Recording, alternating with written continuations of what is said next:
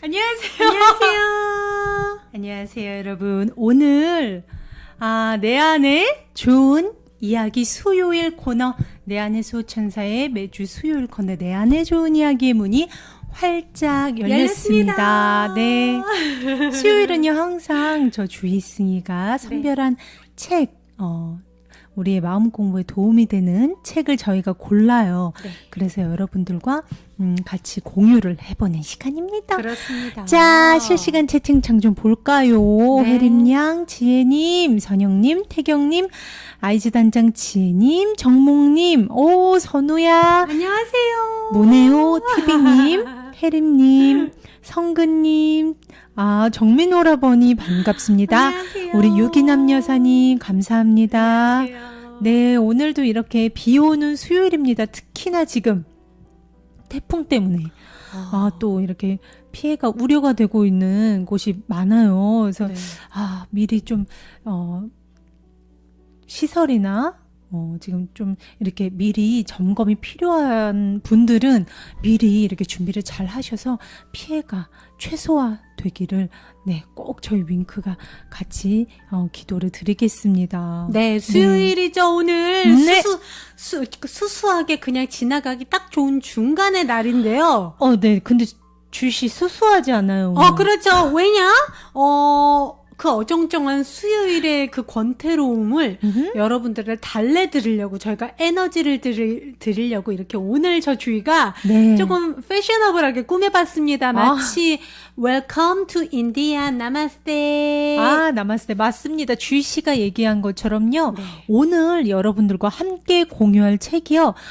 인도와 연관이 있습니다. 어떤 책일지 누구 궁금하시죠? 하나, 둘, 셋. 짠!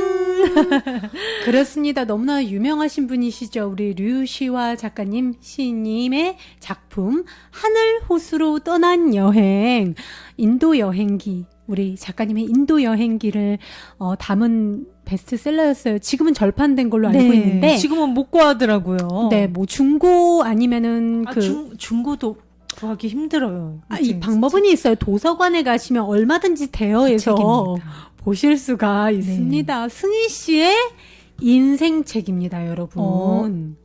제가 정말 20대 때는 네. 저의 젊은 날을 정말 우리 류 작가님 책으로 가득가득 채웠었습니다. 그래서 그렇죠. 인도 간다고 두꺼운 인도 책도 많이 샀었고요. 그랬는데 결국은 못 갔죠. 그러니까요. 너무 네. 안타까워요. 좀 지금이라도 가. 지금 안 되는구나. 내 안의 수호천사를 해야죠. 그럼요. 네. 네, 오늘 바로 우리나라에선요, 그대가 곁에 있어도 나는 그대가 그립다와 외눈박이 물고기의 사랑 읽어보신 분들 계시려나요? 그 시집으로 유명한 류시화 작가님의 인도 여행 에세이 네. 하늘 호수로 떠난 여행을 여러분과 함께 나눠보고자 합니다. 네. 자, 우리 승희 씨의 20살 그 설레었던 가슴을 다시 한번 맞습니다. 우리가 끄집어내 보면서 여러분들과 함께 인도로 떠나봅시다. 떠나봅시다. 네. 오, 와우. 잠깐만요. 아니, 이게 뭐예요, 주희씨? 주희씨가 고른 사진으로 알고 있는데요. 네, 다 제가 골랐고요. 네. 여러분들 인도 하시면 딱 떠오르는 이미지. 샨티, 카레.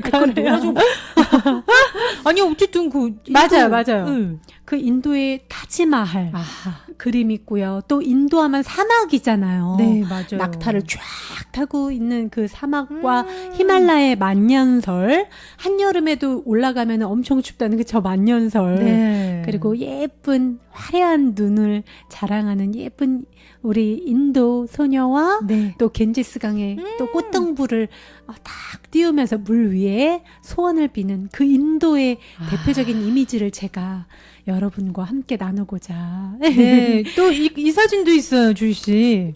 인도 사람들은 손으로 커리를 맞아요. 주식으로 먹잖아요. 맞아요. 그 첫 번째 사진이 그냥 평범한 식당에서 손으로 노란 커리를 먹는 청년의 모습, 네. 겐지스 강에서 목욕을 하시는 우리 어르신의 모습, 또 그 강에서 목욕을 하고 동시에 빨래도 하고 그 물을 또 성수라고 엄청 마셔요. 그런데 그 옆에선 바로 화장터가 그 왼쪽에 연기가 자욱한 건물이 바로 화장터입니다.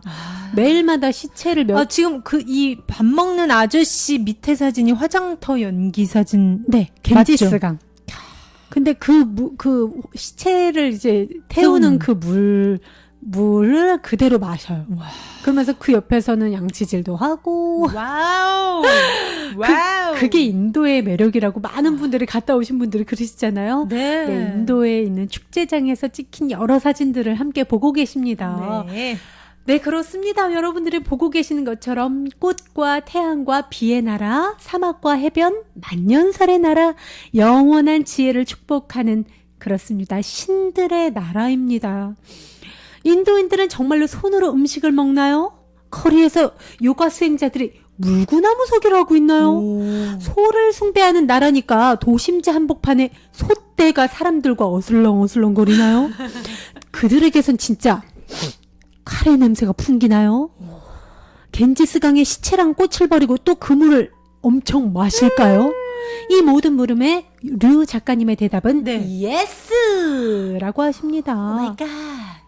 인도는 아시아에서요 가장 먼저 서구 문명이 들어왔지만 여전히 기상천외하고요 예측 불가능한 파격적인 나라예요. 우리 루시아 작가님이 어쩌다가 인도랑 인연을 맺게 됐는지 여러분 궁금하시죠? 궁금해요. 저도 궁금하거든요. 네. 그래서 제가 한번 알아봤더니 이분이 대학교 3학년 시절에 그 류 작가님이 무슨 극단의 연출을 맡고 계셨대요. 근데 막 그런 심각한 부조리극을 막 연출을 하고 있었던 그 당시 대학생 루시아 작가님에게 어느 날 뜬금없이 낯선 동문이 다가와서는 야, 나랑 학교 때려치우고 인도에 가지 않을래? 이러더래요. 어느 날 갑자기. 그러니까 루시아 작가님은 뭐야 얘? 그치. 인도 무슨 뚱딴지. 야, 성지순례라도 가게? 하면서 코웃음을 치셨대요. 그랬더니 그 낯선 동무는 이 한마디만 던지고 사라졌다고 합니다. 무슨 한마디요? 그냥 사라지는 거야. 인도의 뒷골목으로. 근데 그 인도의 뒷골목이라는 말이 류 작가님의 마음을 크게 울렸다고 해요. 그 말을 듣자마자 가슴이 콩닥콩닥. 하지만 아무리 내 가슴을 뛰게 한들 여러분 아시잖아요. 호련히 우리가 다 놔두고 떠나는 게 쉬워요? 그렇잖아요. 어렵죠. 네, 작가님은 학교 졸업 후에 마음 다잡고 직장도 다녀보고 카페도 운영해보고 이것저것 사회에 적응해보려고 별짓을 다 노력했다고 해요. 하지만 웬일인지 모든 일을 다 실패했대요. 그리고 뭔가 세상이 날 받아주지 않은 것 같은 느낌이 받았다고 합니다. 뭔가 그 자신의 궤도에 있지 않은 느낌. 겉도는 느낌. 네. 그렇게 힘든 시간을 보내게 되자 마음 한켠에서는 나 올해에는 그래 인도로 떠나는 거야. 그 친구가 던졌던 그 인도에. 그렇죠. 그 인도를 사라지는 거야. 그 뒷골목으로. 계속 그 말을 습관처럼 정말 말버릇처럼 24시간 달고 다녔대요. 어떻게 보면 약간 현실 도피적인 생각이었을 수도 있었겠네요. 그렇지만 그 당시 그 어린 청년한테는 동기부여가 됐던 거죠. 그러던 어느 날 이분이 영화를 한 편 봤는데 폴란드의 한 신앙심이 깊은 유태인 마을 사람들 얘기였대요. 이들은 매일 입버릇처럼 아유 죽기 전에 성지순례를 꼭 한번 다녀와야지 라는 말을 달고 살면서도 매번 근데 이번에는 우리 집 소가 새끼를 낳으면 그래 가야지. 근데 그 소가 배가 잔뜩 불러갖고 있으니 이건 뭐 떠날 수가 있어야지 라던가 난 신고 갈 구두가 없단 말이야. 그래 구두만 사면 더 이상 미루지 않고 가겠어 라든가 난 멋진 노래를 부르며 성지순례를 멋지게 가고 싶은데 이런 기타 줄이 끊어졌잖아. 기타 줄만 갈면 떠날 거라고 이랬대요. 이런 이유를 대면서 아무도 떠날 생각을 하지 않았다고 합니다. 그러던 어느 날 독일군이 마을에 쳐들어왔고 마을의 유대인들은 모두 집단 수용소로 끌려가야 됐대요. 영화의 마지막 장면이요. 마을 사람들은 발가벗긴 채 가스실로 향하면서 이런 대화를 나눕니다. 우리 집 소가 계속 새끼를 낳았는데도 난 성지순례를 떠나지 않았어. 솔직히 그때 충분히 갈 수가 있었는데. 난 구두가 없다는 핑계로 가지 않았어. 고무신을 신고서도 갈 수 있었는데. 나는 기타줄이 없으면 성지순례가 불가능한 것처럼 말했어. 그냥 노래만 부르면서 갈 수도 있었는데. 그렇게 이 영화가 끝이 납니다. 네. 영화관을 나온 우리 루시아 작가님은 곧바로 집으로 전화를 걸었대요. 나 일주일 뒤에 떠나. 뭐? 시와야! 일주일 뒤 밤 12시 인도 뭄바이 공항에 딱 도착했다고 합니다. 정말 극적이죠. 이렇게 그때부터 지금까지 인도의 매력에 그냥 쫙 빠지게 된 우리 루시아 작가님이 들려주시는 네. 인도 이야기, 그리고 그 속에서 뼈저리게 알게 된 인도인들의 지혜, 네. 지금부터 저 주희승이가 여러분들께 함께 나눠드릴게요. 그 네. 재밌는 얘기를. 쭈쭈쭈. 그렇습니다. 우리 많은 분들이 지금 굉장히 많이 기대를 해주고 계세요. 우리 고일남님이요. 하늘호수로 떠난 여행 책 이름이 참 좋아요. 맞아요. 네, 말씀해주고 계시고요. 지금 수정님 늦었다고 들어오고 계시고, 근화 오라버니도 오셨고, 우리 선영님도 오셨고요. 지금 속속들이 다시 많이 들어오고 계십니다. 그렇습니다. 네. 그 첫 번째 루시아 작가님이 전해주시는 이야기입니다. 라니켓으로 가는 초만원 버스. 여러분, 인도 하면 초만원 버스가 어느 정도냐면요, 이 정도예요. 여러분 만원 버스 많이 타보셨지만 이건 좀 아니지 않아요?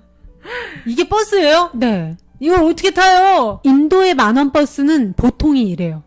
그래서 웬만한 사람들이 다 매달려서 수십 명이 그냥 손의 힘을, 팔의 힘에 의지해서 그 쌩쌩 가는 도로 위를 달린다고 합니다. 너무 위험하죠. 여러분, 이 버스 위에 서 있는 사람 좀 보세요. 서 있고 매달려 있는 사람만 몇 명이야, 이게. 그러니까. 장난 아니죠. 네, 그리고 우리 이 책에 보다 보면 이 안에 염소도 타고 닭도 타고 별 동물들이 다 탄다고 하더라고요. 그냥 그러니까요. 진짜 하나가 돼가지고. 맞습니다.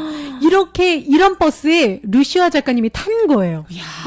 금방이라도 부서져 버릴 것 같은 차체 안에서 온갖 희한한 사람들, 동물들이 한데 섞여서 가쁜 숨을 몰아쉬면서 히말라야 기슭으로 달리고 있었대요. 그러다가 버스는 몇 사람을 더 태우기 위해 코딱지만한 어느 마을에 멈춰섰고 영영 출발할 생각을 안 하더랍니다. 날은 너무 덥고 사람들 한복판에 끼어 있으니까 인도인 특유의 그 카레 냄새 때문에 견딜 수가 없었대요. 게다가 바로 옆에서는 힌두교인 남자가 차가 달리든 말든 류 작가님의 그 신기한 동양인 얼굴을 뚫어져라 쳐다보고 있었다고 합니다. 그렇게 1시간이 지나자 그만 인내심을 잃은 거예요, 류 작가님이. 네. 아니, 이 버스 대체 왜 안 떠나는 거죠? 아니, 당신들은 왜 바보처럼 기다리기만 하는 거냐고요? 이유가 뭔지 알아봐야죠. 이렇게 류 작가님이 화를 내셨대요. 그러면서 고래고래 소리를 질렀대요. 그러자 그때까지 뚫어지게 쳐다보던 힌두교인 남자가 조용한 목소리로 이렇게 얘기합니다. 운전사가 없으니까요. 그러면 운전사가 어디로 갔는지 찾아내야 할 거 아닙니까? 갑자기 배탈이 나서 쓰러졌는지, 뭐 아님 동창생이라도 만난 건지요? 라며 맞받아쳤어요, 루시아 작가님이. 그러자 버스 앞쪽에 또 한 사람이 말하길, 아, 맞아요. 운전사가 아까 친구를 만났어요. 둘이서 저쪽 찻집으로 가는 걸 내가 봤어요. 정말 그 순간 우리 류 작가님이 멘붕, 기가 막히고 코가 막혀서 아무 말이 나오지 않았다고 해요. 한국이었으면 어땠겠어요, 승희 씨? 제가 이 책 뒤편에 우리 류 작가님의 일화가 하나 더 나옵니다. 어떤? 바라나시행이라고, 바라나시라는 지역이 있어요. 바라나시행 기차는 원래, 바라나시행으로 떠나는 기차가 5시간이나 딜레이 연착이 된 거예요. 네. 그래서 또 이 류 작가님은 똑같이 이렇게 열받으셨겠죠. 화가 나죠. 그렇죠. 그래서 그 이유를 묻자 영무원이 말했습니다. 기관사가 신년 파티에 참석하느라 잠시 기차를 세워두었대요. 너무 신경 쓰지 마세요.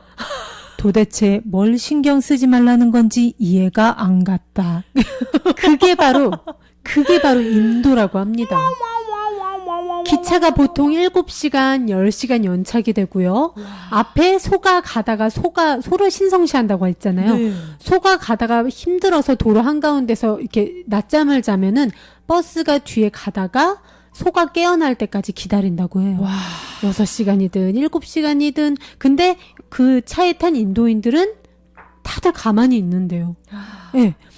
어쨌든 이 루시아 작가님은 막 이제 버스 기사가 갑자기 내리고 아예 차에 탈 생각을 안 했잖아요, 아까. 그러니까 열받아서 막 그랬잖아요. 네, 그리고 동창생까지 만나러 찻집에 간 것까지 들었죠. 그러니까 그때 그 힌두교인 루시아 작가님을 뚫어져라 보던 그 남자가 루시아 작가님께 이렇게 물어봤다고 합니다.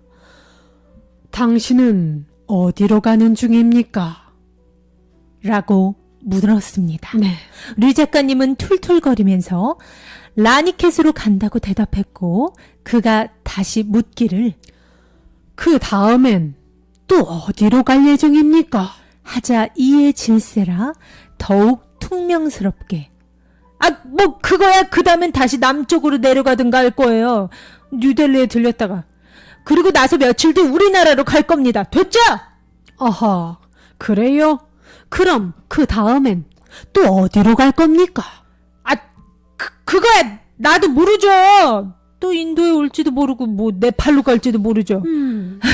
뭐 일단 오늘 라니켓에 도착하는 거 나중 일은 내가 어떻게 알아요? 이렇게 루시아 작가님이 맞받아쳤어요. 그러자 그 힌두교인은 침착하게 이렇게 말합니다. 그렇소. 우린 우리가 어디로 향해 가고 있는지 잘 알지 못합니다. 그러니 서둘러 어딘가로 가려고 할 필요가 없지 않습니까? 모든 것은 이미 정해져 있습니다. 버스는 떠날 시간이 되면 정확히 떠날 겁니다. 네. 그 이전에는 우리가 어떤 시도를 한다 해도 신이 정해놓은 순서를 뒤바꿀 수 없습니다. 이어서 그는 류 작가님을 보고 조용히 말했다고 합니다.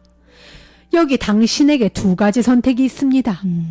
버스가 떠나지 않는다고 마구 화를 내든지 버스가 떠나지 않는다 해도 마음을 평화롭게 갖든지 둘 중 하나입니다.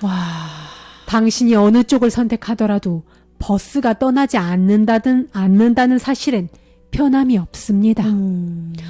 그러니 왜 어리석게 버스가 떠나지 않는다고 화를 내는 쪽을 택하겠습니까? 이렇게 말씀하셨다고 해요.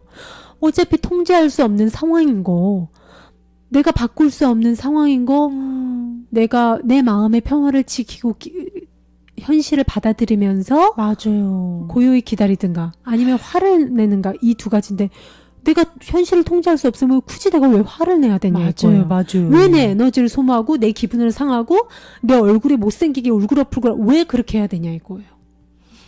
어차피 버스가 떠나지 않는다는 사실은 변함이 없으니까. 그러니까요. 우리의 인생사가 딱 이거랑 어떻게 보면 똑같습니다. 근데 왜 그 순간에는 이렇게 화랑 그 하나가 돼서 내가 주인의 자리에 가 있지 못하고 나는 이 몸이다. 나는 이 마음이다. 난 이 감정이다로 우리가 몸, 마음, 그 시소, 양극단으로 올라갔다가 내려갔다가 올라갔다가 내려갔다가 난리가 나 있는 거예요. 우리 맞아요. 류 작가님처럼. 그렇지만 나머지 그 버스에 있었던 사람들은 어떻게 그렇게 침착할 수 있었을까요? 류 작가님은요, 그 순간 그 버스 안에 남루한 인도인들이 하나같이 변장을 한 대철학자들로 보였다고 합니다. 진짜. 그리고 마침내 나타날 시간이 되자 운전사는 미안해하지도 않은 표정으로 어머나. 그냥 이렇게 나타났대요. 그리고 떠날 시간이 되자 버스는 예정대로 떠났습니다. 그리고 수천 년 전부터 예정된 시간에 정확히 라니켓에 도착할 수 있었다고 합니다. 덧붙여서 류 작가님이 이렇게 말하세요. 삶이 정확한 질서에 따라 진행되고 있는데 나 자신이 계획한 것보다 1~2시간 늦었다고 해서 불평할 일은 아무것도 없었다. 모든 일을 받아들이는 넉넉한 마음을 지닌 영혼이 살아있는 아름다운 사람들을 싣고 네. 버스는 히말라야의 품 안으로 성큼 달려 들어갔다. 아, 정말 무슨 일이 일어나든지 그냥 어떻게 보면 굉장히 그 흐름에 오롯이 나를 맡기는 거잖아요. 뭔가 이렇게 이유를 붙이지 않고 어떻게 토를 달지 않고 맞아요. 이유를 알려 하지도 않는 그 맞아요. 의연한 어떻게 보면 삶에 있어서 정말 초월한 듯한 그 여유가 참 부럽네요. 어떻게 보면 삶에 있어서 초월한다는 게 막 신의 경지라서 난 그렇게 못해 거리감을 느끼고 받아들일 수 있는데 네. 제가 보기에 이분들은 딱 그거예요. 일어나는 그러니까 신이 뭐 다른 불상이나 다른 어떤 신성한 조각상에 있는 게 신이 아니라 우리가 그때 여러분 바이런 케이티 여사님이 맞아요. 그랬듯이 일어나는 현실, 내 삶에 일어나는 모든 현실, 주어진 삶이 곧 신이라고 이 사람들은 받아들이는 거예요. 그렇기 때문에 버스가 정체되거나 지하철이 잠깐 스탑이 되거나 네. 우리 삶에 있어서 어떻게 보면 정말 많은 일들이 매일매일 벌어진단 말이에요. 부장님한테 혼이 날 수도 있고 어떤 차가 끼어들다가 내 차를 박을 수도 있고 정말 예측 불가능한 일들은 매일 일어나는데 그 일들이 네. 어떻게 보면 일어나는 일 속에 신성이 있음을 이들은 알고 그저 받아들이는 거죠. 세상에 대한 그 겸허한 자세. 어떻게 보면 이 일은 일어났어야 됐어. 이렇게 하고 받아들이면 마음도 편하잖아요. 맞아요. 어떻게 보면 우리가 매일 그 확언 선포하잖아요. 나는 이 몸이 아니다. 나는 이 감정이 아니다. 이게 다 이분들의 그 삶의 그 바탕에 녹아들어 있어요. 맞습니다. 그래서 삶의 주인의 자리에 진짜 가 있는. 그러니까 왜 그거 있죠. 우리가 보통 살아가는 모습을 연어같이 살아요. 연어는 어떻게 살아요, 여러분? 저항 이렇게 거슬러 올라가죠. 그 물살을. 그렇죠. 뭐 네. 강산의 씨 제목 그쵸. 거꾸로 올라가는. 거꾸로 올라가는 저 힘찬 연어들처럼. 네. 근데 우리는 그렇게 살기 때문에 애써야 되고 힘이 들고 돈 모으려면 정말 힘들어야 되고 이걸 너무 믿고 있어요. 맞아요. 하지만 여러분들 그 서핑하는 사람들, 서퍼들 보면 물의 흐름을 타는 게 다예요. 물의 흐름에 내 몸을 맡기는 게 다거든요. 딱 그 인도인들이 지금 살고 있는 삶의 맞아요. 방식입니다, 여러분. 그리고 수많은 선각자들, 수많은 깨달으신 분들, 정말 뭐 달라이라마 스님이라든가 뭐 정말 너무나 많으신 분들이 명상 그리고 우리가 살아가는 삶의 지혜가 이 서핑과 같다고 합니다. 우리가요, 이제는 뭐 지하철이 고장나든 버스가 고장나든, 여기가 인도라면, 혹은 내가 인도 사람이라면 하고 이 일화를 생각하시면 앞으로 정말 도움이 되실 거라 생각이 듭니다. 제가 지금 이 창 띄워드린 거. 네네. 여러분들 이 받아들임이 어떻게 보면 우리가 살아가는 데 있어서 삶의 지혜에 가장 중요한 단 하나예요. 내 삶이 힘들어지지 않는 최고의 비법이라고 저는 생각을 하거든요. 개인적으로. 네. 삶에 있어서 어떤 일이 벌어지든 간에 내 통제를 벗어난 일들 그 모든 것들을 그저 받아들이는 거, 저항하지 않고. 맞아요. 여러분 꼭 요거 한번 캡처 사진 한번 찍어두세요. 인생의 흐름에 저항하기보다는 그 흐름을 타며 나에게 주어진 현실을 받아들인다. 그것은 용기 있는 행동이다. 그럼요. 지금 있는 그대로가 가장 완전한 것임을 이제 나는 안다. 네. 네, 이렇게 우리 류 작가님이 그 만원 버스를 보면서 깨달으셨다고 합니다. 우리 류 작가님은요, 또 인도를 여행하면서 가장 많이 듣게 된 말 중에 하나가요, 바로 No problem. 여러분, 인도 가면요 제일 많이 듣는 말이 뭔지 아세요? 바로 승희 씨가 제가 지금 얘기한 얘기했죠. no problem입니다. 아니, No problem.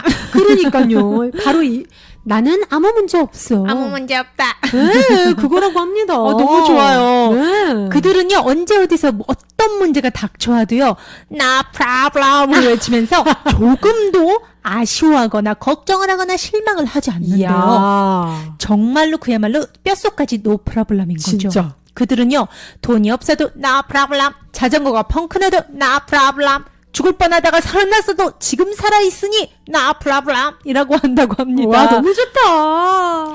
물론 그것이 특히나 우리에게 쉬운 건 아닙니다. 그렇죠. 헌데 인도인들을요 자세히 살펴보잖아요. 이 마음의 평화로움을 유지하는 힘 속에 일에 대한 집중도라든지 문제 해결 능력이 굉장히 빨라서 우리 류 작가님이 굉장히 놀라셨다고 합니다. 같이 출판사에서 일을 할 기회가 있었대요. 네? 근데 오히려 걱정하고 신경질 부리면서 안달복달하는 어떻게 보면 전형적인 한국인 스타일로 일하는 류 작가님보다 네. 다들 웃고 떠들고 나 프라블럼 외치면서도 야, 이거 우리 빨리 마감해야 되는 거 아니야? 그러니까요. 근데 그러면 no problem 이런 거죠? 그죠?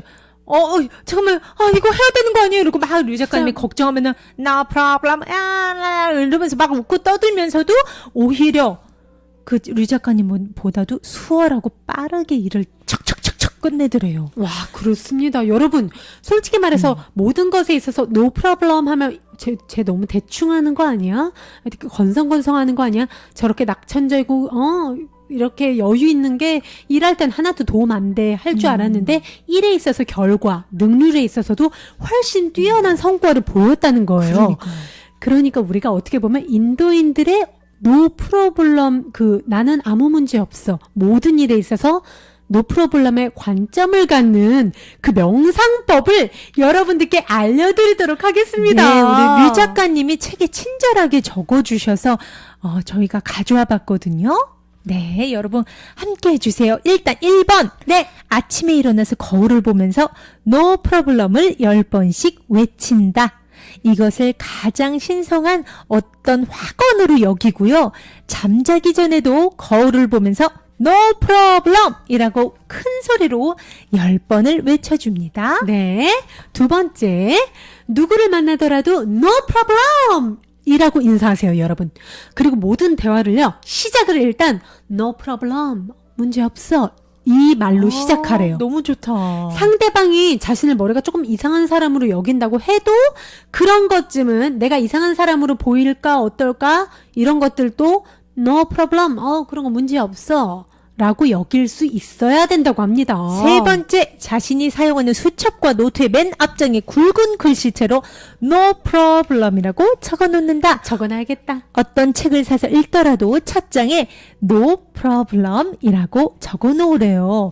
그러면 여러분이 대여점이라든가 책을 빌려다가 읽었는데 맨 앞장에 no problem이라고 우연히 적혀 있다면 그 순간 여러분들에게 깨달음을 얻게 될지도 모른다고 하셨습니다. 이 말은요. 네. 뭔가 간절하게 내가 이것을 추구하게 되면 세상도 그렇게 흘러간다는 어떻게 보면 약간 동시성, 우주의 법칙의 원리를 말씀하신 겁니다. 근데 저는 만약에 제가 대여한 책의 앞에 그렇게 써 있으면은 네. no problem 써 있으면 되게 위로받을 것 같아요. 저도요. 진짜로. 자, 네, 명상법 네 번째입니다. 짜잔. 누가 어떤 문제로 고민을 하고 있으면요. 예를 들어 누가 와서 나 요즘 고민이 있어 얘기를 하잖아요. 그러면 야, 모든 것이 다 no problem이야 라고 설명을 해주래요. 그래도 그가 계속 고민을 하면 포기하지 말고 더욱더 no problem, 아니야, 그거는 문제가 될 수 없어. 맞아요. 이렇게 말해줘야 된대요. 그러면 언젠간 그 사람도 네. 이 삶에 문제될 것은 아무것도 없음을 깨닫게 될 거라고 합니다. 마지막으로요, 이 노 프로블럼 명상법의 충실한 실천자가 되기 위해서는요, 네. 지금까지 말한 이 방법을 제대로 실천하지 못한다 해도 스스로에게 화내지 말고 no problem 외쳐야 한대요. 와. 이거야말로 진짜 획기적이지 않아요? 맞아요. 당신이 이 명상법을 실천하지 않는다 해도 당신의 인생에서 문제될 것은 아무것도 없다. 저는 이 마지막 명상법의 이 문구가 아, 쿵 했거든요. 진짜 정말. 이 인도의 영적 스승 사티야 사이 바바는 네네. 이렇게 말했다고 합니다. 사람들이 곧잘 아는 것이 힘이다 라고 말하죠. 그러나 문제를 초월하는 자세가 더 큰 힘이다. 이게 바로 노 프로블럼 자세인 이지 않을까요, 여러분? 우리가요, 뇌로 살아가잖아요. 네. 그냥 이렇게 머리로 계속 계산하고 전략을 세우고 여기서는 어떻게 해야 될까? 어떻게 내가 더 많이 얻을까? 하는 그 뇌로 삶을 살아가면 네. 스스로 문제를 만들어요. 스스로 문제를 만들고 그 해결책 때문에 스스로 힘들어요. 하지만 어떻게 보면 정말 그 우리가 몸과 마음을 넘어서는 우리가 영혼의 자리, 삶에 있어서 주인의 자리에 가 있는 자세는 문제 자체를 만들지 않아요. 그것을 초월해요. 영혼의 자리에서 늘 마음의 평화를 중심으로 그렇게 살아갑니다. 문제를 만들지 않아요. 그렇게 지혜롭게 삶의 지혜를 알고 살아갈 수가 있다는 거예요. 지금 채팅창 한번 볼게요. 그럴까요? 우리 정태경님 노프로블럼, 강성근님 노프로블럼, 우리 다 노프로블럼 외쳐주고 계세요. 와, 우리 우리- 유기남 여사님도요. 야, 혜지님 책에 노프로블럼 써놔야겠어요. 맞아. 그쵸? 아주 좋습니다. 네. 나는 문제 없어 가는 거예요. 그렇습니다. 자, 우리 이구나님도 저녁에도 10번 외쳐야겠다고. 아, 맞습니다. 저 승희도 어떻게 보면 늘 제가 이렇게 내 마음의 주인으로 가 있어야지 여러 가지 확언을 하고 노력을 함에도 불구하고 어떻게 보면 조그만 문제에서 헤어나오지 못할 때가 있어요. 네. 즉 주인의 자리에 못 가 있을 때가 있습니다. 이 문제를 정말 나와 동일시하면 이 문제의 늪에 빠지게 되는 거거든요.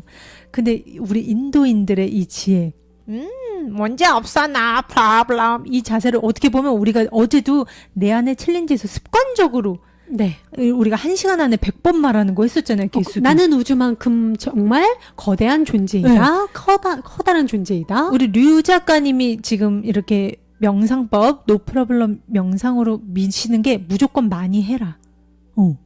일단 해라 이거잖아요. 그렇습니다. 그 문제를 크게 보는 친구한테도 일단 밀고 나가라. 일단 그러면은 문제 없어. 어느새 노프로블럼을 외치고 있다. 근데 네가 이거를 못한다고 해도 문제 없다로 마무리를 지으신 맞습니다. 것처럼 우리가 지금 여러분들 고민 하나씩 있으시죠? 무조건 외치세요. 시작. No problem. 나는 문제 없어. No problem. 하지만 여러분들이 이 실천법을 하지 못한다 해도 아무 문제 없어요. 그것 또한 no problem입니다, 여러분. 그렇습니다. 네, 우리들이 꼭 해야 할 거는 없어요. 네. 우리는 존재 자체가 사랑이기 때문에. 오늘 저희가 읽어드린 거 다 까먹으셔도 되고 네. no problem 하나만 가져가셔도 됩니다. 맞습니다. 아무 문제 없어요. 아무 문제 없어요. 왜냐? 여러분들은 완벽한 존재라서. 좋다. 그래서 아무 문제 없다는 거예요. 좋다.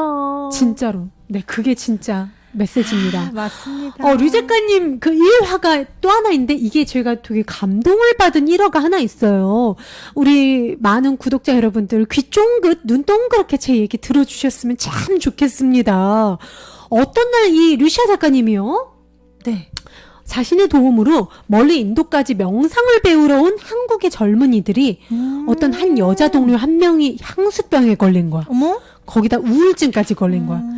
근데 나머지 그 인도의 명상을 배우러 온 젊은 그 제자들은 자기들의 깨달음을 얻기 위해서 이렇게 멀리 인도까지 왔는데 저 여자애는 많이 힘들어하긴 하지만 그게 저 여자애의 또 성장의 길이겠지 하고 내비뒀대요. 그러니까 대학생 명상 그룹 명상을 배우고 싶어하는 친구들이 있어서 우리 류 작가님이 인도의 명상센터를 소개를 시켜준 거예요. 네, 그쵸. 여기서 한번 배워봐라. 근데 그중 여자 한 명이 우울증이 온 거예요. 향수병. 그래서 막 명상을 해야 되는데 수업 시간에 울면서 소리 지르고 수업 도중에 맨발로 돌아다니고 막 괴성을 질러서 결국에는 그 명상센터에서 쫓겨났대요. 개인적으로 또 힘든 일이 있었죠, 그분이. 네. 그래서 10일 동안을 자기 숙소에서 밥도 안 먹고 계속 울기만 하는데도 그 명상하러 인도까지 온 대학생 동료들은 다. 그녀를 무관심과 무대응으로 대한 거예요. 그거에 류 작가님이 우리는 어떻게 보면 마음 공부를 하겠다고 온 사람들인데 진짜 어떻게 보면 우리들의 친구들을 그쵸. 무시하고 돌아선다는 게 이게 마음 공부일 수 있어? 그것에 붕괴한 거예요. 너무 열받은 거예요. 그 동료들한테. 그래서 어느 날 이 류 작가님이 너무 화가 나니까 망고나무가 있었대요. 거기 무조건 달려가지고 망고나무 밑에 떨어져 있는 망고들을 발로 미친 듯이 찬 거예요. 망고가 무슨 죄예요? 그니까요. 분풀이를 한 거예요. 아. 이에 그 망고나무 주인이 달려와서 말렸어요. 지금 뭐 하시는 겁니까? 이러시면서. 근데 너무 흥분해 버린 이 류 작가님이 고래고래 소리를 지르고 이 주인은 놀라서 어디론가 사라졌대요. 나중에 류 작가님이 화가 가라앉고 네. 또 미안한 마음에 주인한테 찾아가서 그 자기가 망가뜨린 그 망고의 값을 지불하려고 하자 주인이 끝까지 그걸 안 받더래요. 뭐라고 하냐면 아주머니 아까는 제가 너무 열받아서 죄송합니다. 여기 망고 값이요. 아니에요. 당신은 마음이 아픈 사람이에요. 그래서 내 망고를 걷어찬 것인데 내가 어떻게 이 돈을 받겠어요. 그냥 가세요. 괜찮아요. 이러더래요. 이 말에 우리 류시아 작가님이 너무 부끄러워지더래요. 그러면서도 너무 감동을 받은 거예요.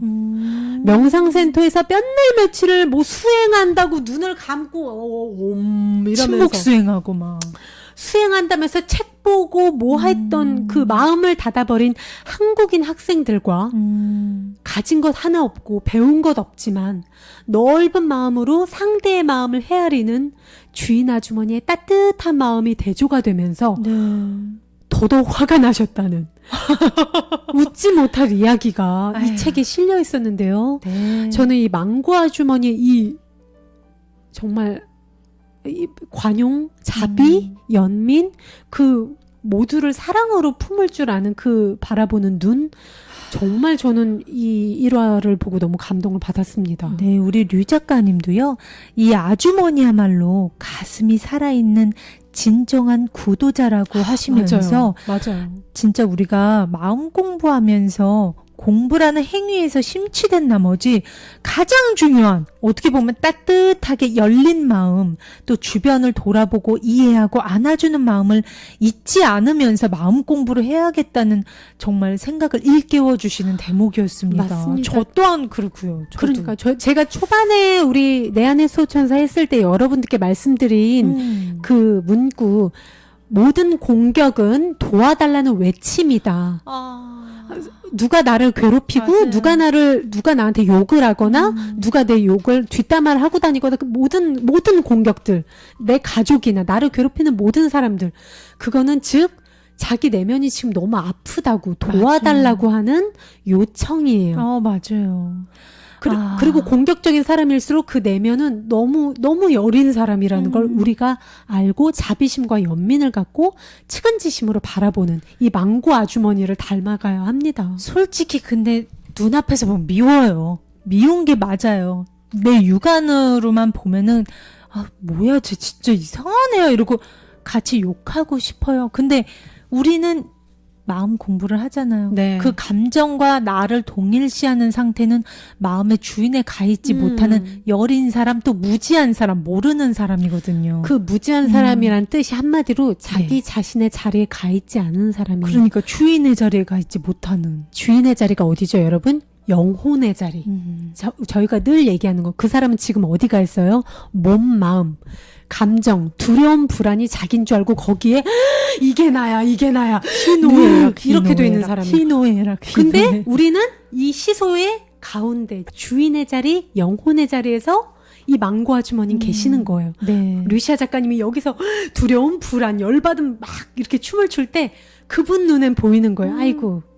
아이고, 저 감정이 자기인 줄 알고, 어떡하나. 아이고. 돈 줄 거 없어요. 당신은 지금 어떻게 보면 이렇게 눈을 가리고 있는 무지에 쌓여있는 아픈 사람이에요. 내가 어떻게 이 돈을 받아요.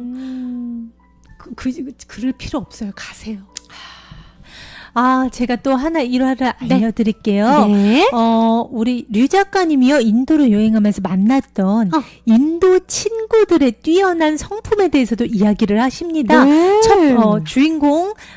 그 주인공은요, 바로 3등석 기차를 38시간을 함께 달린 옆좌석에 탔던 미스터 싱이라고 하는 사람입니다. 깡싱이 아니라요? 네, 미스터 싱입니다.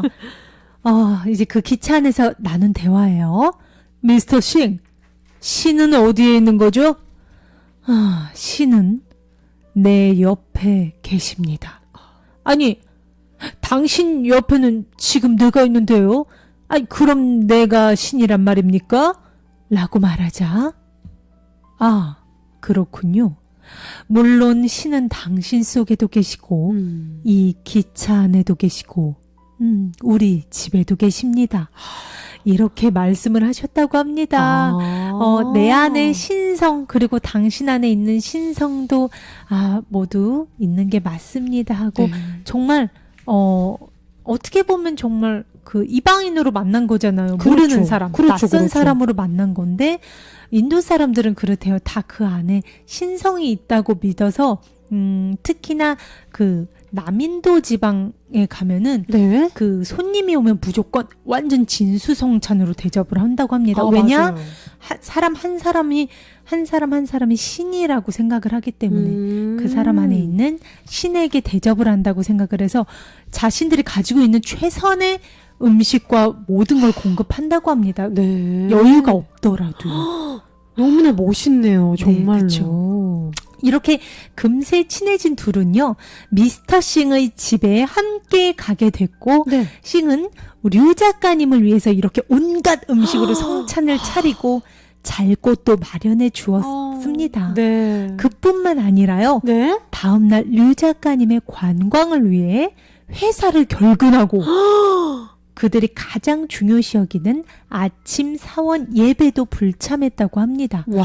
그는 굉장히 독실한 그 시크교 교인이었다고 합니다. 그 인도인들한테 정말 종교는 정말 그쵸. 중요한 거잖아요. 연신 류 작가님이 저 때문에 어떡해요 하고 미안한 표정을 지으니까 네. 그는 이렇게 말했다고 합니다. 네. 신은 나에게 우정과 사랑을 가르쳤습니다. 그러니 신께서도 우리의 만남을 기뻐하실 겁니다. 또한 작가님이 당신의 신은 도대체 당신에게 무엇을 가르쳤습니까? 라는 질문에 이렇게 답하셨대요. 인내심을 갖고 생을 살아갈 것과 타인을 사랑하라는 것입니다. 신은 우리에게 세속적인 것에 뜻을 두지 말고 영적인 길을 걸어나가라고 가르치지만 동시에 성실한 삶을 살라고 가르칩니다. 라면서 깊은 신앙심 속에 바른 삶의 자세를 보여주었다고 합니다. 와, 정말 자신의 집에 온 그 관광객 손님을 거의 신으로 대접을 한 거잖아요. 그러니까 자신의 직장을 하루를 휴가를 내고 자기가 가장 중요시 여기는 어떻게 보면 그 예배 시간, 그것도 그날 하루는 쉬고 그 대신 그 친구가 가장 행복해할 수 있는 곳에 이렇게 코스를 관광을 할 수 있게 도와주고 식사를 최대한 맛있는 거로 없는 그 뭐라고 그쵸, 하죠? 살림살이에. 살림에도 그거야말로 저는 제가 열심히 신앙심이 깊다라든가 마음 공부를 열심히 한다라는 어떤 그것의 가장 큰 척도는 내 삶에서 묻어나온다고 생각해요. 특히 내 삶에서 내 주변 사람들을 신으로 보는 거, 내 주변 사람들을 나 자신으로 보는 거, 그게 저는 내 마음 공부에서 내가 얼만큼 성장을 했고 영혼의 주인의 자리에 가 있는지 알아볼 수 있는, 가늠할 수 있는 척도라고 저는 생각을 합니다. 네, 이렇게 네. 어떻게 보면 종교인으로서 가장 이상적인 모습을 보여줬던 친구분이 아닌가 싶어요. 네. 네, 그리고요, 또 하나 이를 알려드릴게요. 우리 네. 작가님이요, 서인도에 뭄바이라는 곳이 있어요. 잠깐만, 어딘지- 뭄바이가 어디예요? 자, 바로 여기입니다. 아, 우리 서인도에 위치한 뭄바이에서 저기구나. 작가님이 묵었을 때 이야기입니다. 네? 본인이 묵은 여인숙 맞은편에요. 네. 음료수 가게가 하나 있었대요. 늘 아침에 지나갈 때마다 네? 그 가게 아주머니는요. 나마스카. 오늘은 어딜 갑니까? 아니 오늘은 첫날이니까 뭐 당연히 유명한 인도문을 보러 가야죠. 그런 다음 해변로를 산책하면서 아름다운 아라비아 해를 감상할 거예요. 그렇군요. 뭄바이가 영화의 도시인 만큼 아하. 저녁에는 영화라도 한 편 봐야죠. 좋은 생각이요. 역시 여행을 제대로 하는군요. 제가 좀 한 여행 합니다. 이렇게 기분이 우쭐해진 작가님은요. 네. 발걸음도 가볍게 그 자리를 떠났다고 합니다. 네. 그리고 이튿날도요. 마찬가지로요. 나마스카. 오늘은 어딜 가십니까? 진짜 그거 쓰고 하니까 리얼하네. 오늘은요. 오전에는 자이나교 사원에 들렀다가 오후에는 화랑가를 구경할 겁니다. 아하. 그리고 저녁에는 네루 공원에 가서 뭄바이 시내를 내려다보는 것도 좋겠죠. 어때요, 제 계획이요? 대단히 훌륭합니다. 역시 여행을 많이 해본 사람이라 역시 다릅니다. 오 마이 갓. 아침부터 이렇게 칭찬을 들은 작가님은요. 룰루랄라 휘파람을 불면서 그 자리를 떠났다고 합니다. 다음 날도 또 그 다음 날도 가게 주인은 아침마다 나마스카. 오늘은 어딜 갑니까? 이렇게 물었고 오. 작가님은 더 많은 계획을 자랑했다고 합니다. 나 이 정도 알아. 그렇죠.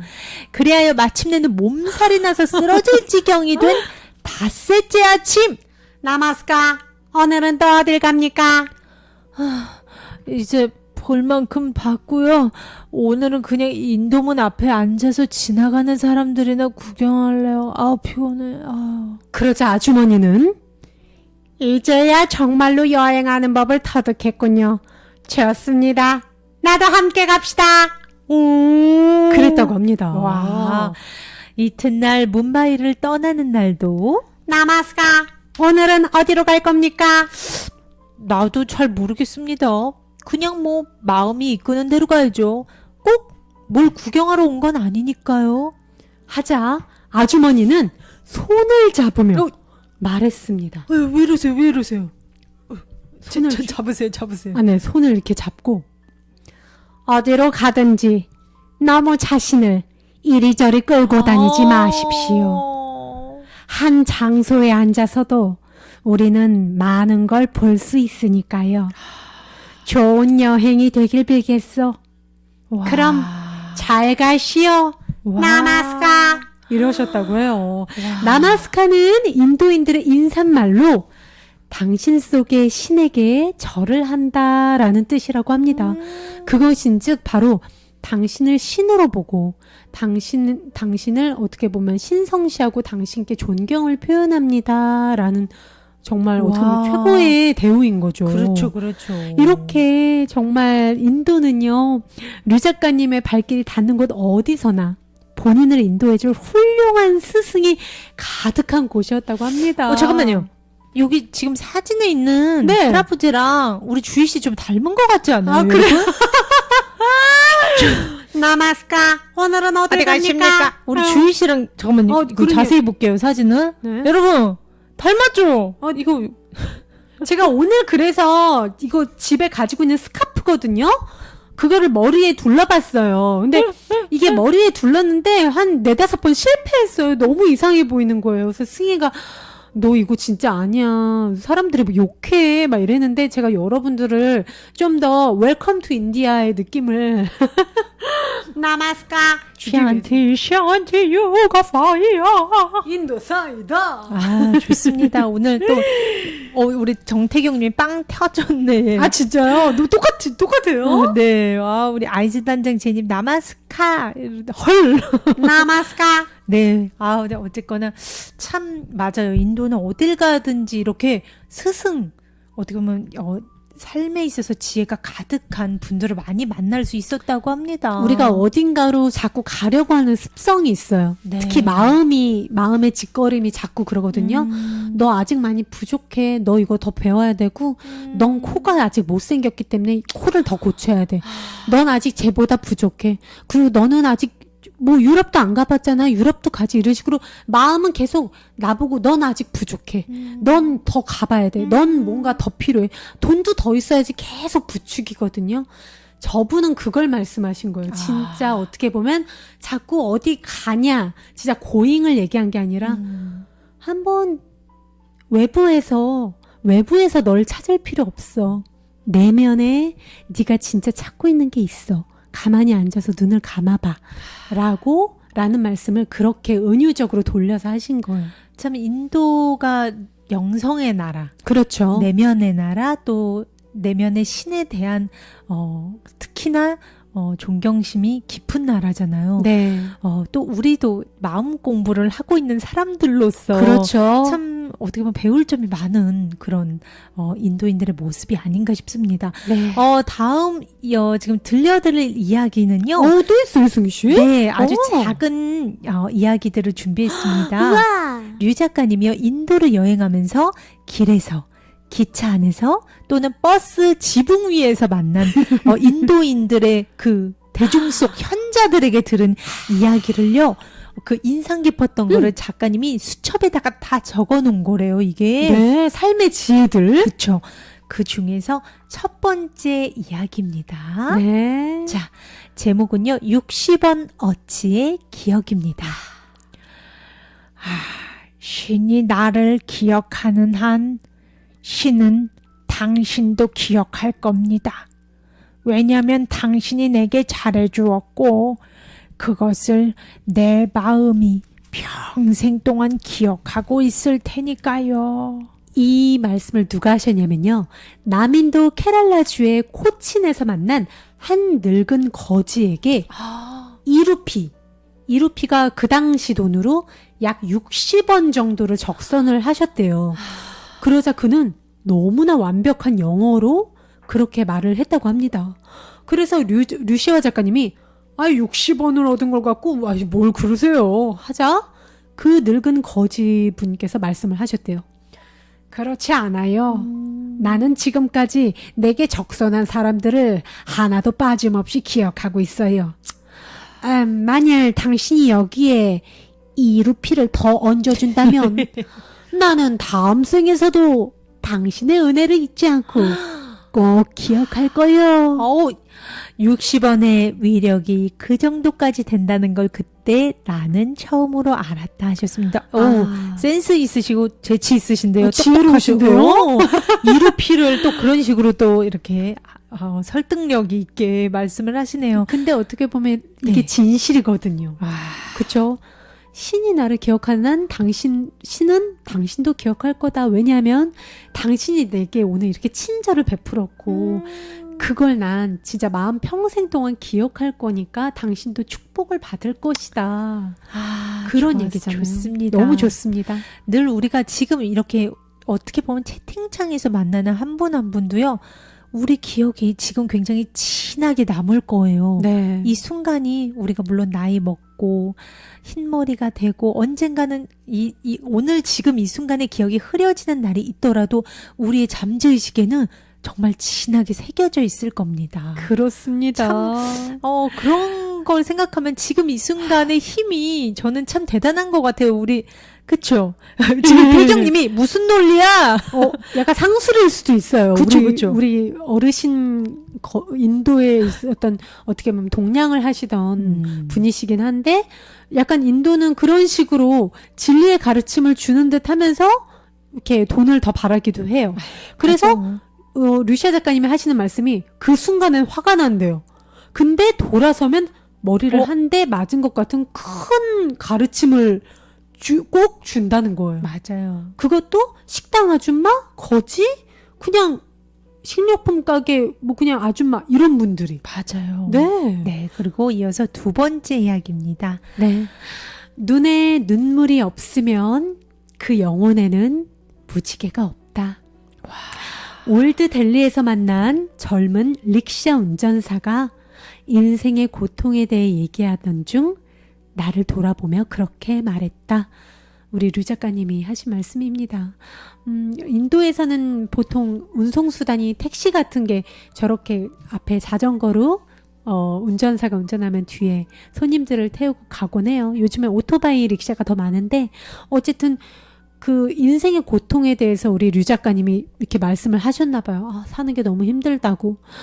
어쩜 이렇게 모두가 나를 힘들게 하나 몰라요. 좀 이제 삶이 좀 편했으면 좋겠어요. 이렇게 좀 했나 봐요. 네. 근데 어떻게 보면 아무것도 삶에 대해 막 그런 걸 모를 것 같던 그 젊은 운전사가 뒤를 돌아보면서 눈에 눈물이 없으면요 그 영혼엔 부지개가 없어요. 이 말씀을 하셨다고요. 그 순간 이제 류 작가님이 가슴이 또 한번 쿵 울리신 거죠. 맞아요. 근데 우리한테 어떻게 보면 눈물을 나게 해주는 아픈 상황들, 그 순간에는 되게 야속하고 네. 지옥인 것 같고, 네. 참 그래요. 먹구름이 영원할 것 같고. 맞습니다. 근데 여러분 영원하던가요? 아니요. 지금 이 마이삭도 언젠가는 빠빠이해요. 맞습니다. 지금 우르르 쾅쾅 자기가 영원할 것처럼 우르르 쾅쾅 해도 이건 정말 실제가 없다는 거 저희는 알잖아요. 실체. 가짜예요. 네. 실체가 없는 가짜 허상이란 말이죠. 얘네는 손으로 내가 잡으려고 해도 잡히지도 않아요. 그러다가 알아서 갑니다. 자기 갈 길 갑니다. 저는 승현이한테 이랬어요. 네. 장마가 계속 이렇게 오는 거 왜 지구 일종의 뭐 재난 같은 거 지진이라든가 우리가 어떻게 우리 힘으로 통제할 수가 없는 거잖아요. 그런 것들은 지구가 한번 몸을 뒤트는 거래요. 그 이유가 정화가 필요해서 너무 오염이 심하다든가 사람들의 마음에서 분노나 증오심 같은 너무나 그런 잘못된 허상의 감정들이 집단 무의식으로 강하게 뭉쳐져 있을 때 맞아요. 사람들의 의식이 너무나 떨어져 있을 때 지구가 한번 정신 차려! 하는 식으로 몸을 한번 뒤트는 게 지진이라든가 홍수 이런 식으로 뭐 바이러스가 계속 끊이질 않고 있잖아요. 전 세계적으로. 저는 이 장마가 그 바이러스를 계속 씻기고 있는 거라고 생각을 해요. 정말로.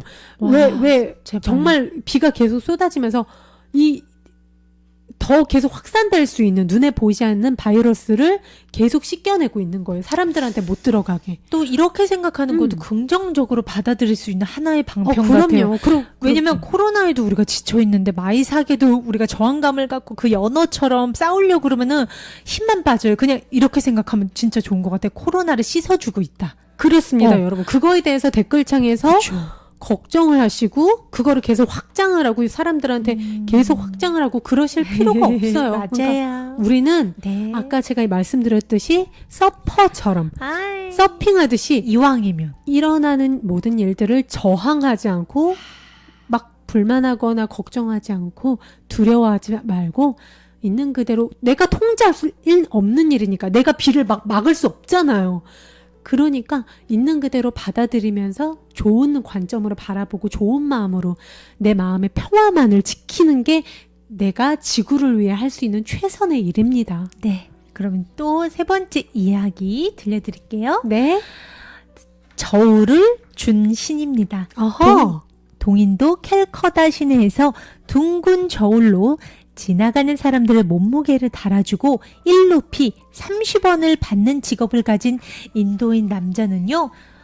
당신은 인생이 행복합니까? 라고 묻는 작가님의 질문에 이렇게 답했다고 해요. 행복의 양과 불행의 양은 같은 겁니다. 신이 내게 주지 않은 것보다 준 것들을 소중히 여겨야죠. 신은 내게 벌어먹고 살 저울을 주셨습니다. 그것만으로도 나 얼마나 행운합니까? 맞아요.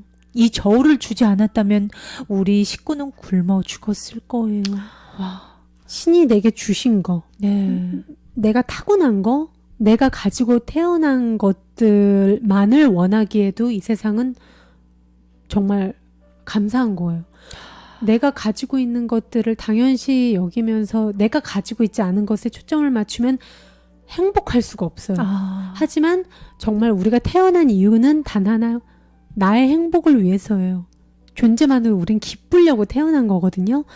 내가 가진 거를 최대한 살리면서 내가 가진 거에 감사하고 이분이 말씀하셨듯이 신이 내게 주지 않은 것보다 준 것들을 소중히 여겨야죠. 이 저울 얼마나 감사해요. 그분이 만약에 그 옆에 상인이 뭐 예를 들어 뭐 진짜 뭐 황금 주전자를 팔고 있었다. 그거를 부러워하셨다고 생각을 해봐요. 맞아요. 그 사람은 이렇게 환하게 웃으면서 이렇게 감사함에 생활할 수가 없어요. 맞아요. 우리 주어진 것에 감사하고 주어진 상황을 또 수용하는 자세. 맞습니다. 그게 바로 지금 당장 내가 행복할 수 있는 열쇠예요. 아, 너무 좋다. 그쵸? 그렇습니다. 마지막 얘기 말씀드릴게요. 얘기 전해드릴게요. 돌과 빵이라는 제목입니다. 우리는 밤에 잘 때 배 위에 무거운 돌을 얹어놓고 자요. 공복감을 느끼지 않기 위해서죠. 그런데 오늘은 이 빵을 이 뱃속에 넣고 잘 수 있게 돼서 너무나 기쁩니다. 아, 벵갈 지역의 어느 가난하고 배고픈 아저씨가 내가 준 빵 덩어리를 들고 돌아가며 그렇게 말했다. 류 작가님이 빵 한 덩어리를 주셨나 봐요. 근데 그걸 받으시고도 어떤 사람들은 당연하게 여길 수 있어요. 감사하오. 이럴 수 있는데 나 배에 잘 때 돌 얹어 놓고 자요. 너무 배고파서. 근데 당신이 준 이 빵으로 나 너무 지금 기쁘다고 감사하다고. 저는 상상했어요. 내가 배고파서 배에다가 공복감을 느끼는 게 너무 지겨워서 돌을 얹어놓고 자는 그 순간을 그냥 제가 이 글을 읽을 때 상상을 했는데 정말 약간 그 울컥하더라고요. 근데 나는 지금 냉장고에 수많은 맛있는 음식을 보고도 만족을 못 하잖아. 아, 이거보다 더 맛있는 거 없어. 오늘 뭐 치킨 먹을까? 더 자극적인 거. 더 맛있는 거, 더 비싼 거, More. 뭔가 다른 거. more. 아, 근데 정말 우리가 행복할 조건이 차고 넘친데도 사람은 어쩔 수 없구나. 계속 더 많은 거를 바라는구나. 근데 이 할아버지 일화를 제가 만약에 욕심이 자꾸 강해질 때 생각을 하면 절대 저는 그렇게 마음이 이렇게 뭐라 그러지? 지금 가진 거에 더 감사하고 만족하게 될 것 같거든요. 전 그래서 네. 올해서부터 내가 가진 것을 원하자. 신이 내게 주신 재능이라든가 나에게 주어진 우리 가족, 이 집, 이 물건들, 솔직히 막 조명 이런 것도 누구는 더 크고 더 예뻐 보이는 거 뭐 있는데 그거 살까 막 끝도 없어요. 근데 그런 건 네. 욕망은 사람의 욕망. 근데 네. 일단 지금 내가 가진 거를 원하는 거예요. 맞아요. 내가 가진 거 얘. 그러면 너무 행복하죠. 네. 오늘 우리 류시화 작가님의 인도 여행 에세이 네. 하늘호수로 떠난 여행 여러분들과 나눠봤습니다. 어느새 마무리 지을 시간이 됐습니다. 네. 우리 혜진님이요. 가진 것에 감사해야죠. 불만 갖고 살지 말고 행복했으면 좋겠어요 하셨습니다. 네, 근데 제가 참 신기한 게 가진 것에 감사하잖아요. 네. 그럼 내가 갖고 싶었던 게 오더라고요. 와. 그리고 내가 가진 것을 불평하면 갖고 싶은 거 끝내 내게 안 되더라고요. 그게 다 우리가 배웠던 에너지. 내가 사랑을 원하면 사랑 에너지에 상태에 맞아요. 있는 거, 풍요의 에너지를 당기고 싶으면 풍요와 같은 주파수대를 유지하는 거, 그거랑 다 똑같아요. 맞아요. 계속 감사함에 그 주파수에 가 있으면 풍요의 문, 사랑의 문, 거기에 굉장히 더 가깝게 도달할 수 있습니다. 왜냐하면 좋은 거, 우리가 생각하는 사랑, 뭐 감사, 행복, 풍요는 거의 비슷한 주파수대에 있거든요. 근데 우리는 그 아래에 있으면서 계속 want, 난 이걸 바래, 나한테 이걸 달란 말이야. 그럼 절대 오지 않아요. 계속 나는 이 아래에 있어. 그러면 우주는 이래요. 너 계속 배고프다고? 계속 배고파. 우리는 네가 뿌린 씨앗에 맞는 열매를 줄 수밖에 없어. 여긴 너무나 공정한 세상이야. 이 아래에 있다는 뜻이 뭐냐면 네. 걱정하고요. 네, 결핍. 걱정하거나 쓸데없이 두려워하거나 그걸 말하는 거예요. 딴 게 네. 아니라 풍요의 에너지를 가 있는 건 쓸데없는 걱정, 불안 이런 거를 그런 거에 내 힘을 내 에너지를 쏟지 않고 네. 그 외에 내가 갖고 싶은 거 그리고 내가 지금 누리고 있는 그 감사함에만 초점을 누리고 있는 게 바로 풍요 에너지에 가 있는 겁니다. 네. 그러니까 여러분, no problem. 오늘 우리 배운 것 중에서 제일 좋은 공부라고 볼 수 있어요. 주시. No problem. 아무 문제 없어. 우리에게는 아무 문제가 없다. 아무 우리 문제 없어. 마무리 짓기 전에 한번 채팅창에 한 번씩 no problem. 나는 아무 문제가 없다 적어볼까요? 승희야, 네. 난 아무 문제 없어. No problem. 그리고- 나는 아무 문제가 없다. 신이는 아무 문제 없어. 그럼 이렇게 귀엽고. 그 노래 뭐였죠? 나는 문제 없어. 그 노래 뭐였죠? 나는 문제 없고. 그거 무슨 노래지? 아, 그 예전에 저는 그 이 세상 위에 내가 있고 나를 사랑해주는 많은 사람들과 나의 길을 가고 싶어. 나는 들고 외로웠지. 그건 연습일 뿐이야. 넘어지진 않을 거야. 나는 문제 없어. 여러분, 우리는 아무 문제가 없고요.